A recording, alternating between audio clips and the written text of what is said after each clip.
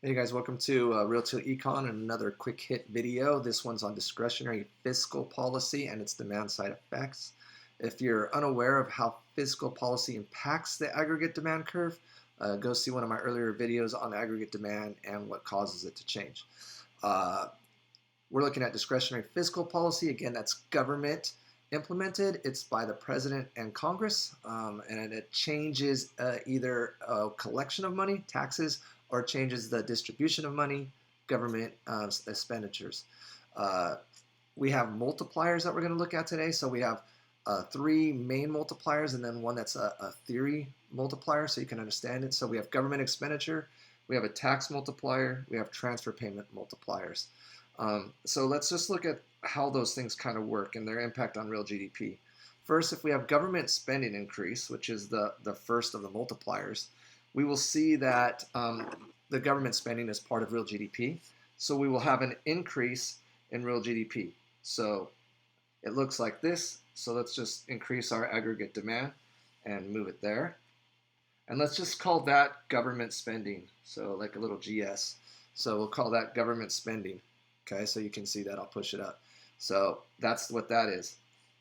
What happens then is because the government spends money, it causes money to get into the system, which then adds to the consumption. So we have another GDP change. People have money and they begin to consume more. This causes another aggregate demand increase. So you get essentially a double shift, and just call this the consumption. And so you can see that what you get is a double bump on the multiplier. That's the basics of what happens in a government spending multiplier.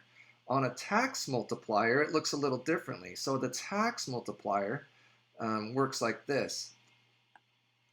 You end up with not the same amount of increase. So a tax multiplier, say the government is going to decrease our taxes. What happens then is there's no injection of the government spending. There's just a change in consumption. Government lowers our taxes. We have more disposable income. So we increase our aggregate demand, and we have that. So that's just consumption. So in theory, then, it's believed that's not as large of a jump. And in truth, it is not a double jump. It's a single jump.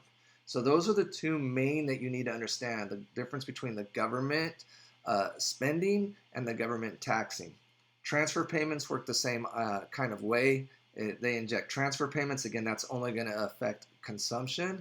So government puts money into people's hands, people spend it, causes that kind of shift that we just looked at. Finally is this thing called the balanced budget multiplier. So it essentially just says this.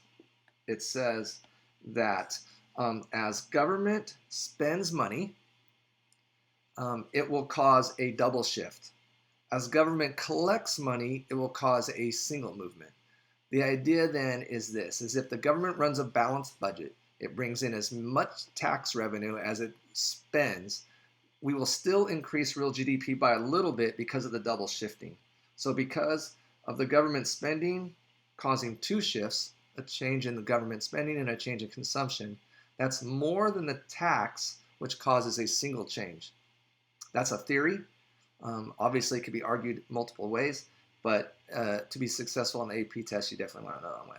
If you find these videos helpful, please like, subscribe, follow, and turn on your notifications. Thanks for watching. Peace.